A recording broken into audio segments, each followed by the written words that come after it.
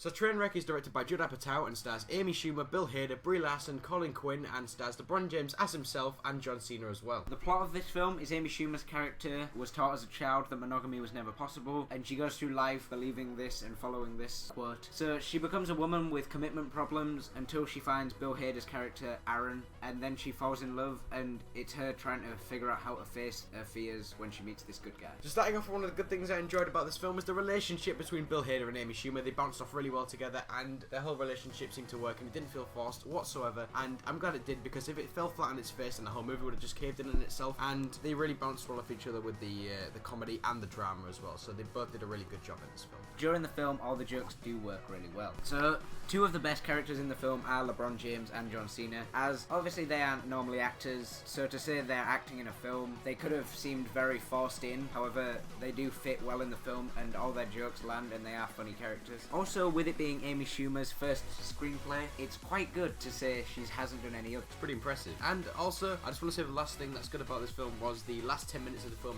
I think it ended really well, and there wasn't much else they could have done with it. They had this like long-running joke throughout the film, and I'm glad they tied it up near the end anyway. So I think it ended really well, and they couldn't have ended on a better note without it being ruined the whole story anyways.